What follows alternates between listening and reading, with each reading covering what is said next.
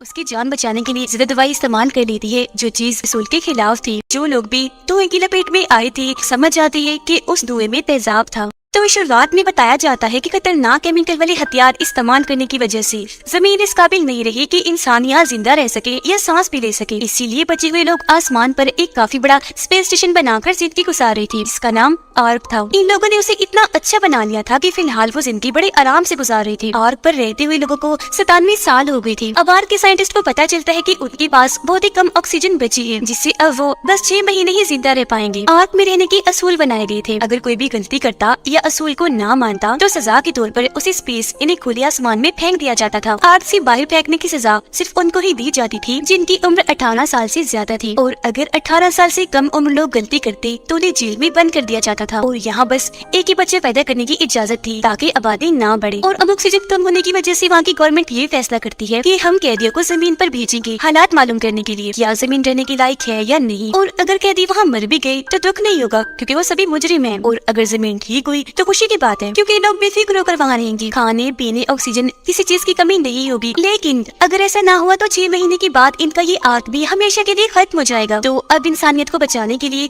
कैदियों को जमीन पर भेजने के लिए सब मान जाते हैं। सभी कैदियों के हाथ पर एक ब्रेसलेट पहना दिया जाता है ताकि आर्क के लोग देख सके कि वो कब तक जिंदा रह पाते हैं और नजर भी रख सके। इनके स्पेसशिप में रेडियो भी लगा दिया जाता है इनसे राब्ता करने के लिए, और बस इसी के साथ जमीन की तरफ इन्हें भेज दिया जाता है। आर्क में हर किसी अमीर गरीब छोटी बड़े के साथ एक जैसा ही सलूक किया जाता था। सजा हर किसी को मिलेगी चाहे मुजरिम कोई भी हो, क्योंकि कैदियों में आर्क के हेड का बेटा और यहाँ की सबसे काबिल डॉक्टर की बेटी क्लार्क भी शामिल थी। क्लार्क के डैड को भी स्पेस में फेंक दिया गया था जो एक साइंटिस्ट थे। उन्हें सबसे पहले पता चला था कि आर्क के लोगों के पास टाइम कम है, ऑक्सीजन खत्म होने से पहले उन लोगों को स्पेस में फेंक देना चाहिए जो अपनी जिंदगी से तंग है, और ये बात सबको पता होनी चाहिए। पर आर्क की गवर्नमेंट ने उनकी बात नहीं मानी, ये बात खुफिया रखी ताकि लोग परेशान न हो जाएं। पर जब क्लार्क के डैड ने इस बात को मानने से इनकार किया तो उन्हें स्पेस में फेंक दिया गया। कैदियों के स्पेसशिप की स्क्रीन पर आर्क का हेड आकर बताता है कि जमीन पर पहुंचते ही आर्मी कैंप में चले जाना क्योंकि वहाँ तुम बच सकती हो। सब उसकी बात को गौर से सुनते तो है पर सीरियस नहीं लेते क्योंकि कोई भी हेड को पसंद नहीं करता था उसकी सख्त असूलों की वजह से। तब एक लड़का जो क्लार्क का साथी था अपनी बेल्ट खोलकर हवा में उड़ने लगता है। क्लार्क उसे ऐसा करने से मना कर रही थी पर वो नहीं सुनता। उसे देखकर दो और कैदी ऐसे करते हैं, पर जैसे स्पेसशिप थोड़ा मुड़ी टकराने से वो काफी बुरी तरह गिरे और उनकी मौत हो गई, जो देख सबको काफी बुरा लगता है। जमीन पर पहुँचने के बाद ये देखते हैं कि माहौल बिल्कुल ठीक हो गया है, यहाँ पर सांस ले सकते हैं, जिंदगी मुमकिन है। शिप से सबसे पहले ऑक्टेविया बाहर आती है जो गार्ड की बहन थी, और इनकी मोम को भी स्पेस में फेंक दिया गया था क्योंकि एक बच्चे पैदा करने के असूल पर उन्होंने अमल ना करके दूसरी बेटी पैदा की थी। जमीन पर आके सभी काफी खुश थे क्योंकि अब वो आजाद थे। आर्क के लोगों का कैदियों से राब्ता नहीं हो पा रहा था क्योंकि उनकी सभी डिवाइसेस खराब हो गई थी। बस ब्रेसलेट की मदद से ये पता लगवाया जा रहा था कि 2 लोगों को छोड़ के बाकी सब जिंदा हैं। उन 2 की मौत कैसे हुई ये बात उन्हें नहीं पता चल पाती, जिस वजह से आर्क का ऑफिसर कहता है कि मुझे लगता है कि जमीन अभी भी रहने के लायक नहीं हुई, जब तो उन 2 लोगों की मौत हो गई है और अब हमें अपनी जान बचाने के लिए कुछ लोगों को स्पेस में फेंक देना चाहिए ताकि ऑक्सीजन कम से कम इस्तेमाल हो। जो सुनकर यहाँ के डॉक्टर इन्हीं क्लार्क की मॉम उनसे कहती है कि हमें थोड़ा और सब्र करना चाहिए, किसी और वजह से उनकी मौत हुई होगी क्योंकि अगर जमीन की वजह से होती तो सारे ही मर जाते। तभी भी पता चलता है कि जाने से पहले एक कैदी हेड को गोली मार के गया था, इसीलिए अब उसकी हालत काफी खराब है। डॉक्टर जल्दी से उसे देखने आई, उसकी जान बचाने के लिए ज्यादा दवाई इस्तेमाल कर लेती है जो चीज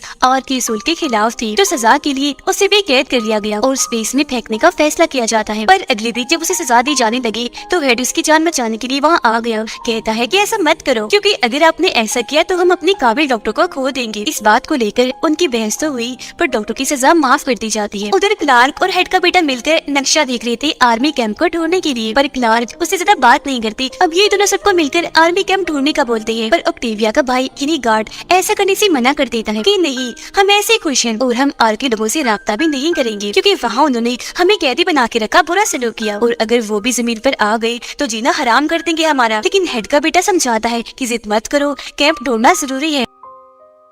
अब उन लोगों को नदी पार करके दूसरी साइड जाना था पेड़ की लब्बे टहने के जरिए। सबसे पहले ये काम क्लार्क का दोस्त करता है। दूसरी साइड पहुंचते ही उसे एक बोट मिलता है जो उठाकर वो काफी खुश हो गया क्योंकि आर्मी कैंप आसपास ही था। इससे पहले वो लोग कुछ करते क्लार्क के दोस्त पर हमला हो गया। किसी ने उसे मारने की कोशिश की जो देख सभी घबरा गए। उन्हें कुछ समझ नहीं आते कि हमला किसने किया होगा। उधर गार्ड अपने कैदी साथियों को कहता है कि इस ब्रेसलेट के जरिए आर्क के लोग हम पर नजर रख रहे हैं। पता चलने पर कि जमीन के हालात ठीक है वो यहाँ आकर दोबारा हमें कैद कर देंगे, इसीलिए फौरन उतार कर रख दो इस ब्रेसलेट को, ताकि आर्क पर सबको यही लगे कि कैदी मर गई है, जमीन ठीक नहीं हुई। सब उसकी बात मान लेते हैं क्योंकि वो पहले जैसी कैदियों वाली जिंदगी नहीं चाहते थे। अपने अपने ब्रेसलेट उतार कर उन्हें तबाह कर देते हैं और सच में आर्क वालों को यही लगता है कि सब मर गए। तो सीरियस की मीटिंग में फैसला किया जाता है कि तकरीबन 209 लोगों को स्पेस में फेंक दिया जाए ऑक्सीजन बचाने के लिए, ताकि बाकी बच सके। जो सुनकर डॉक्टर ऐसा करने से मना करती कोई और रास्ता खोजने का कहती है। 10 दिन का टाइम मांगती है, लेकिन उसे बताया गया कि इतना टाइम नहीं है, अगर अभी कोई फैसला ना किया तो फिर 320 लोगों को स्पेस में फेंकना होगा। लेकिन फिर भी वो हिम्मत नहीं हारती। मीटिंग खत्म होने के बाद वो एक मैकेनिक से मिलती है। खुफिया तौर पर एक स्पेसशिप ठीक करने का बोल रही थी, ताकि वो खुद जमीन पर जाए और वहाँ से राब्ता करके आर्क के लोगों को वहाँ के माहौल का बता सके। जो सुनकर मैकेनिक भी उसके साथ जमीन पर जाने का फैसला करती है। क्लार्क सबको बताती है कि हमारे एक साथी पर हमला हुआ है, वो जख्मी है, और क्लार्क समेत सब लोग अपने जख्मी साथी को लेने जाती है, पर वहाँ कोई नहीं था। खून के निशानों को देखते हुए जब वो आगे बढ़ती है तो उन्हें अपना साथी मिल तो जाता है, पर पेड़ से लटका हुआ काफी बुरी हालत में। क्लार्क उसकी मदद करने के लिए जैसे ही आगे आई एक बड़े से गड्ढे में गिर जाती है, जो एक तरह का ट्रैप जाल था, जिससे सब लोग समझ गए कि यहाँ कोई तो है जो इंसानों को पकड़ के खत्म करना चाहता है। क्लार्क को जैसे बाहर निकाला वहाँ एक जानवर आकर उन पर हमला कर देता है, लेकिन तभी हेड का बेटा उसे गोली मारकर जान से मार गिराता है। जख्मी साथी को फिर नीचे उतारकर ये अपने साथ ले जाती है। क्लार्क देखती है कि एक पौधे की दवाई बनाकर किसी ने उसे लगाई और ठीक करने की कोशिश की है, तो अब वो भी अपने साथियों के साथ मिलकर वो पौधा लेने जाती है, ताकि जल्द से जल्द जख्मी साथी को ठीक किया जा सके। पौधा उसे मिल तो गया, पर तभी अचानक इन्हें भयानक आवाज आने लगती है। साथ ही काफी बड़ा पीले रंग की धुएं का तूफान आ जाता है, जिसे देखकर सारे ही लोग काफी डर गए। अपनी जान बचाने के लिए वहाँ खड़ी पुरानी सी गाड़ी में चढ़ जाते हैं, पर जगह कम थी तो बाकी के लोग इधर उधर भागे छुपने के लिए, लेकिन लपेट में आ ही जाते हैं। फिर सब कुछ नॉर्मल होने के बाद क्लार्क अपने साथियों के साथ बाहर आती है और देखती है कि जो लोग भी धुएं की लपेट में आए थे समझ जाती है कि उस धुएं में तेजाब था। क्लार्क भी अपना ब्रेसलेट उतार देती है ताकि उसकी मॉम को लगे कि वो मर गई है, और जब ये चीज स्क्रीन पर डॉक्टर दिखती है काफी परेशान रह गई। मैकेनिक को जल्द से जल्द स्पेसशिप ठीक करने का कहती है, लेकिन उनकी ये बातचीत एक औरत ने सुन ली और जाकर आर्क की गवर्नमेंट को बता दिया। इस वजह से वो लोग आकर डॉक्टर को पकड़ लेती है। तब मैकेनिक उसे अकेला ही छोड़कर जमीन की तरफ चली जाती है, क्योंकि उन्होंने फैसला किया था कि इमरजेंसी की सूरत में मैकेनिक अकेले ही जमीन पर जाने के लिए निकल जाएगी और वहाँ पहुंचकर सारी सूरत हाल के बारे में डॉक्टर को बताए। क्लार्क अपने साथियों के साथ मिलकर जख्मी साथी का इलाज करती है, वो ठीक होने लगता है। हेड का बेटा जब बाहर अकेला बैठा था तो एक लड़की आकर उसे मार देती है, क्योंकि वो उसे अपने मोम डैड का बदला लेना चाहती थी। वो लड़की सच बता ही देती है कि मैंने मारा है उसे। गार्ड का साथी लड़की को मारना चाह रहा था, पर गार्ड उसकी जान बचा लेता है, क्योंकि वो काफी छोटी थी, पर बाद में वो लड़की खुद ही अपनी जान ले लेती है। क्लार्क और फिन एक दूसरे को पसंद करने लगते हैं। रात को जब वो आसमान पर तारे देख रही थी तो वहाँ स्पेसशिप भी देख लेती है, जिसमें वो मैकेनिक आ रही थी। तब इधर क्लार्क और फिन भी आ जाते हैं। फिन को जैसे ही मैकेनिक देखती है गले से लग गई, क्योंकि वो ही उसका दोस्त था जिसके लिए वो जमीन पर आई थी, जो देखकर क्लार्क उदास हो जाती है, क्योंकि वो फिन को प्यार करने लगी थी। अगले दिन गार्ड सबसे छुपकर स्पेसशिप देखने आता है और उसका रेडियो काट कर पानी में फेंक देता है, ताकि कोई भी आर्क से राब्ता ना कर सके। अब मैकेनिक उन्हें बताती है कि आर्क के लोगों को अगर ये बात नहीं बताई गई कि जमीन का माहौल ठीक हो गया है तो वहाँ की गवर्नमेंट 320 लोगों को मार देगी। तो अभी लोग शिप की तरफ भागने लगते हैं ताकि आर्क के लोगों को खबर कर सके, पर जब रेडियो को गायब पाती है तो काफी घबरा गई, हर जगह ढूंढने लगती है। क्लार्क और मैकेनिक जब गार्ड को यहाँ देखती है तो समझ गई कि ये हरकत इसी की है। मैकेनिक उसे धमकाती है, जिस पर वो सच बता ही देता है कि हाँ, रेडियो मैंने ही निकाला है और मैंने ऐसा इसलिए किया क्योंकि जमीन पर आने से पहले मैंने हेड को गोली मारी थी, जिस बात से मुझे डर था कि अगर वो लोग जमीन पर आ गए तो मेरी मौत पक्की है। मैकेनिक उसे बताती है कि हेड को तो डॉक्टर ने बचा लिया था और अब तुम बता दोगे कहाँ है रेडियो। गार्ड को जब तसल्ली हुई कि मैं बिल्कुल सेफ हूँ तो वो बता देता है, पर जब वो रेडियो को बाहर निकालती है तो पानी की वजह से वो खराब हो गया था। तब मैकेनिक रेडियो और कुछ और लोगों के साथ कैंप में आ गई और टाइम जाया ना करते हुए रेडियो को ठीक करने में लग जाती है। आर्क में डॉक्टर बड़ी चालाकी से अपने हस्बैंड की वीडियो वहाँ चला देती है, जिससे सबको पता चल चुका था कि गवर्नमेंट ने यहाँ छुपकर ऐसे बहुत सारे काम किए जिससे उन लोगों की जान को खतरा हो सकता है। पर लोग बजाय गुस्सा करने की आर्क की गवर्नमेंट के पास आकर कहती है कि हमें स्पेस में धकेल दिया जाए ताकि बाकियों की जान बच सके, जो देखकर सभी गवर्नमेंट ऑफिसर्स को अपनी गलती पर दुख होता है। ना चाहते हुए भी 320 लोगों को एक काफी बड़े कमरे में बंद करके ऑक्सीजन रोक देते हैं। फौरन उन्हें स्पेस में फेंक दिया जाता है। जमीन पर कैदियों को ये देखकर उन लोगों की मौत का बहुत दुख होता है, क्योंकि कोई नहीं जानता था कि है कि इसकी फैमिली बची है या किसकी नहीं। फिर अगली सुबह ऑक्टेविया जंगल से जब जा रही थी तो गिर जाती है और काफी जख्मी हो गई। तभी एक आदमी जो पहले से जमीन पर रह रहा था उसे उठाकर अपने साथ ले जाता है। दरअसल इस आदमी के साथ और लोग भी थे जो इसके साथी थे। जब जमीन की हालात खराब हुए तो इन लोगों ने छुपकर जैसे तैसे खुद को बचा लिया, जिसके बाद ये शिकारी बन गए और यही वो लोग थे जो कैदियों को पकड़ रहे थे। बाकी लोग ऑक्टेविया को ढूंढने लगी। काफी मेहनत के बाद उन्हें मिल ही जाती है, साथ ही वो शिकारी भी जिसे लोग पकड़ लेते हैं, क्योंकि वो सोच रहे थे कि इस आदमी ने ऑक्टेविया को मारने के लिए अपने पास रखा हुआ है। हालांकि ऑक्टेविया उन्हें समझाती है कि इसने मेरी जान बचाई, एक अच्छा इंसान है, पर कोई उसकी एक नहीं सुनता, शिकारी को मारने लगती है। अब मौका पाकर शिकारी फिन को जहर लगा चाकू मार देता है, जिससे वो बेहोश हो गया। ये लोग शिकारी को पकड़ के बांध देते हैं, काफी मारते हैं ताकि वो बता दे कि जहर का इलाज अब कैसे करें, पर वो कुछ नहीं बोलता। जो देखकर ऑक्टेविया उसे चाकू से अपना हाथ भी काट लेती है ताकि पहले की तरह शिकारी उसे दोबारा बचा ले। शिकारी ऐसा ही करता है, उसकी जान बचाने के लिए दवाई बता ही देता है और इस तरह से फिन और ऑक्टेविया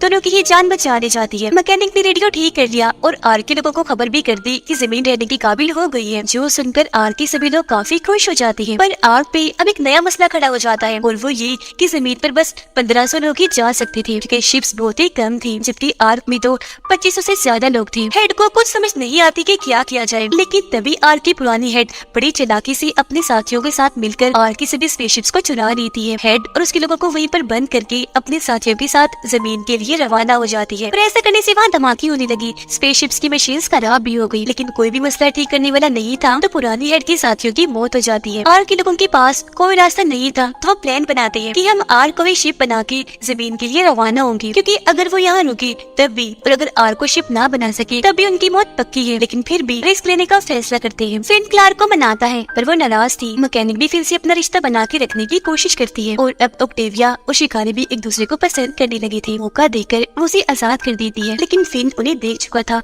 ऑक्टेविया का पीछा करते हुए वो शिकारी तक पहुँच जाता है, दोस्ती का हाथ बढ़ाता है। तब शिकारी भी मान गया और उन्हें अपने लीडर से मिलवाता है। अगले दिन मिलने के लिए क्लार्क और शिकारियों के लीडर आमने सामने थे, क्योंकि अब वो मिलकर साथ रहने वाले थे। लेकिन क्लार्क के दोस्त को गलतफहमी हुई, वो उन पर गोलियां चलाने लगा। बदले में शिकारी भी उन पर हमला कर देते हैं और इस तरह से दोनों ग्रुप्स के बीच दुश्मनी बढ़ जाती है। अब ये कैदी उनसे लड़ने की तैयारियां करने लगी, जैसे कि मिलजुल के हथियार बनाने लगते हैं, जिनका सामान उन्हें एक गोदाम में मिल गया था ताकि शिकारियों की हमले से खुद को बचा सके। लेकिन उन्हें गार्ड का साथी काफी जख्मी हालत में मिलता है, क्योंकि शिकारियों ने हमला करके उसमें एक जहर डाल दिया था। जहर की वजह से उस समेत कई और लोग बीमार पड़ जाती है, जो देखकर ऑक्टेविया शिकारी के पास जाकर इस बीमारी का इलाज पूछती है। उसका कहना था कि इस जहर से लोग सिर्फ बीमार होते हैं, मरते नहीं, थोड़े ही दिनों में अपने आप ही ठीक हो जाएंगे। ऑक्टेविया आकर ये बात सबको बताती है, जो सुनकर उन्हें थोड़ी तसल्ली मिलती है। क्लार्क अपने कुछ लोगों को लेकर शिकारी से बात करने जाती है। हमने बाकी शिकारियों से बचने के लिए दीवार बनानी है, जबकि मेरे लोग बीमार हैं। शिकारी कहता है कि तुम ऐसा करो, पुल तबाह कर दो, क्योंकि उसके बगैर शिकारियों को तुम तक पहुँचते पहुँचते 3 दिन लग जाएंगे। उन्होंने ऐसे किया, पुल को धमाके से उड़ा देती है, जिससे कुछ शिकारी भी मारे जाते हैं। उन लोगों को भूख लगी थी, खाने के लिए कुछ नहीं था, तो ये लोग ग्रुप्स बनाकर अलग अलग होकर खाना ढूंढने लगती हैं। क्लार्क और फिन को शिकारियों ने पकड़ लिया था। हालांकि वो आजाद होने की कोशिश भी करते हैं, पर नहीं हो पाते। शिकारियों के लीडर को वही भयानक आवाज आती है, जिसके बाद पीला धुआं आया था। तो शिकारियों के जाने के बाद पता चलता है कि वो पहला शिकारी था, इन्हीं ऑक्टेविया का दोस्त, जो उन्हें छुड़ाकर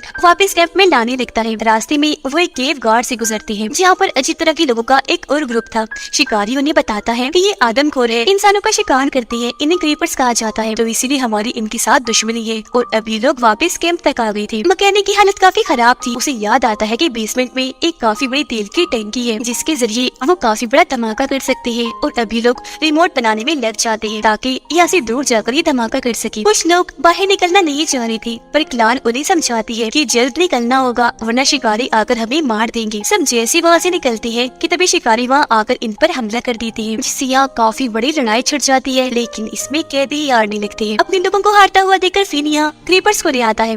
क्रीपर्स आकर शिकारियों पर हमला कर देती है। शिकारी भी अपनी हिफाजत के लिए उनसे डरने लगी। दोनों ग्रुप की लड़ाई का फायदा उठाकर कैदी वहाँ से भाग गई और एक जगह पर आकर छुप जाती है। रिमोट दबाकर काफी बड़ा धमाका कर देती है, जिससे बहुत सारे शिकारी और क्रीपर्स मारे जाते हैं। लेकिन शिकारियों की हेड बच गई थी। उस जगह से निकलकर जब ये बाहर आए तो वहाँ पर बहुत सारे लोगों की लाशें पड़ी हुई थी। ये लोग घबरा गए, पर तभी कोई इन पर गैस वाले बॉम्ब फेंककर बेहोश कर देता है। दरअसल उनके अलावा जमीन पर एक और ग्रुप था, जिसका नाम माउंट पेन था। उनकी खूबी ये थी कि उनके पास काफी मॉडर्न हथियार थे। क्लार्क को जब होश आती है तो वो खुद को एक कमरे में बंद पाती है। दरवाजे पर आकर देखते हैं कि उसके बाकी साथी भी इधर कैद हैं, जिनको इस नए ग्रुप ने कैद किया था। और को वो लोग स्पेसशिप बना लेती है, पर इसे स्टार्ट करने के लिए एक इंसान को यही रुकना रुकना था तब हेड रुक जाता है और कि लोग सही सलामत जमीन पर पहुंचने में कामयाब हो जाते हैं। बहुत खुश हो रही थी जमीन को पहले जैसा पाकर। और इसी के साथ ये सीजन इधर ही खत्म हो जाता है।